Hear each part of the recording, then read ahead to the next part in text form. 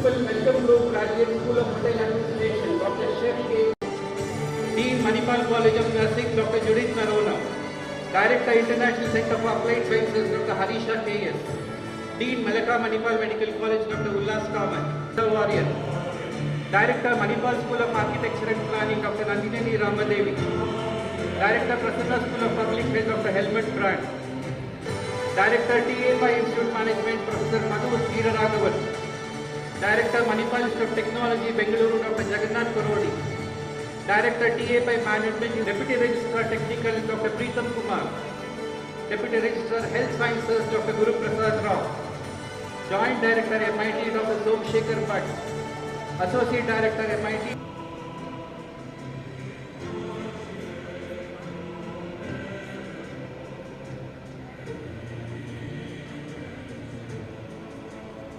Dr. M.D. Venkatesh with a memento to our chief guest.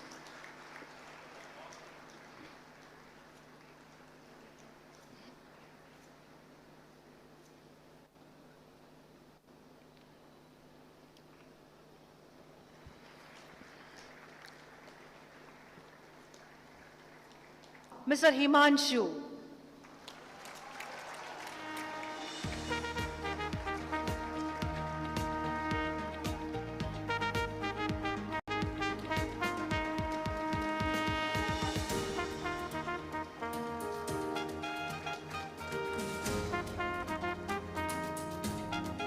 The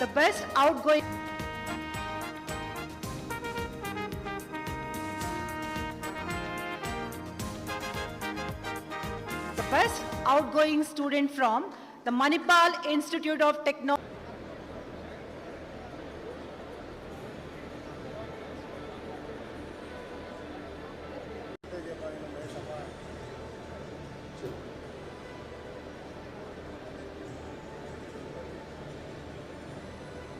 Maharashtra University of Health Sciences onto the dais. I request everyone to kindly remain standing for the national anthem.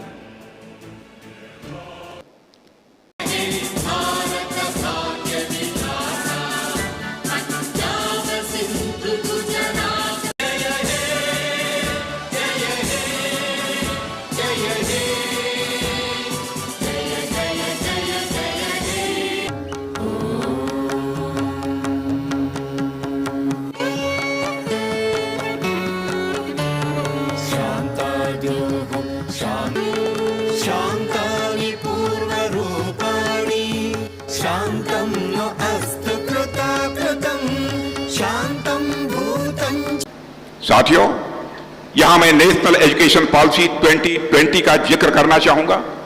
National education policy 2020 का objective traditional और modern knowledge के माध्यम से हमारी युवा पीढ़ी को global citizen बनाना भी है और किसी भी राष्ट्र के निर्माण में युवाओं की एक बहुत ही अहम भूमिका होती है। तो देश की प्रोग्रेस के लिए सबसे वैल्यूएबल एसेट यदि कोई होता है तो उस देश का नौजवान ही होता है।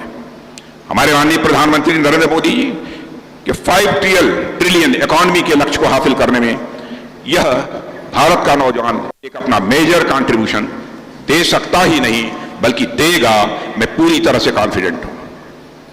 हमारे यूथ की एनर्जी, हार्डवर्क और डेडिकेशन के चलते हमारा देश नई ऊंचाइयां छू रहा है और दुनिया के एक ताकतवर देश के रूप में तेजी से हमारा देश आगे बढ़ रहा है। अब आप सभी ने अभी हाल में ही मॉर्गन स्टैनले की रिपोर्ट देखी होगी।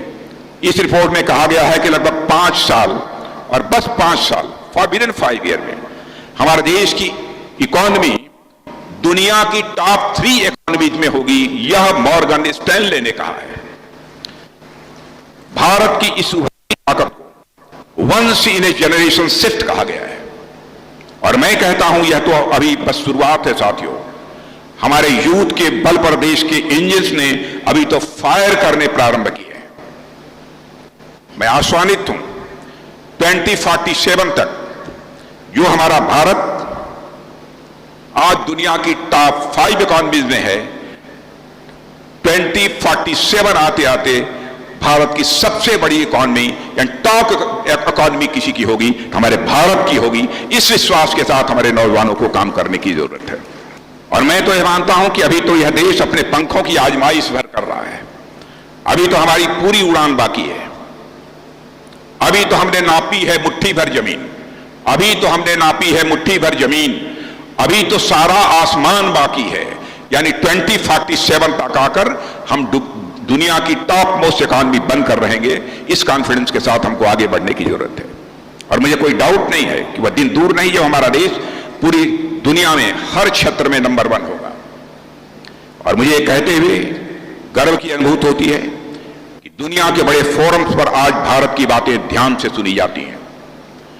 आप सबको भी जानकारी होगी, पहले इंटरनेशनल फोरम पर भारत कुछ बोलता था तो दुनिया भारत की बातों को गंभीरतापूर्वक नहीं लेती थी, लेकिन आज इंटरनेशनल फोरम पर भारत कुछ बोलता है तो सारी दुनिया कान खोलकर यह सुनती है कि भारत बोल क्या रहा है। यह भारत की हैसियत बढ़ी है। पूरी इंटरनेशनल कम्युनिटी में भारत की प्रतिष्ठा बढ़ी है, भारत का कद बढ़ा है। और एक क्षेत्र जिसकी मैं यहां चर्चा करना चाहूं, टेररिज्म जैसे इशू पर भारत ने दुनिया को लीड किया है और अपने पक्ष में समर्थन जुटाने में सफल रहा है।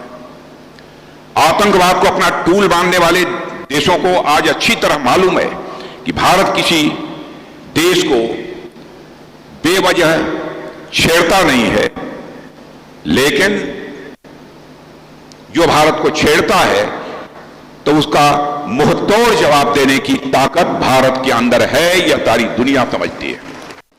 रावण मर्यादा पुरुषोत्तम भगवान राम से ज्यादा लालजबुल थे, ज्ञानी थे, ज्यादा विद्वान थे, सब कुछ था। रावण भगवान राम से ज्यादा धनवान थे, यानी रिच थे। भगवान राम से ज्यादा बलवान भी थे, ताकतवर थे। मृत्यु पर विजय का उन्हें वरदान प्राप्त हुआ था।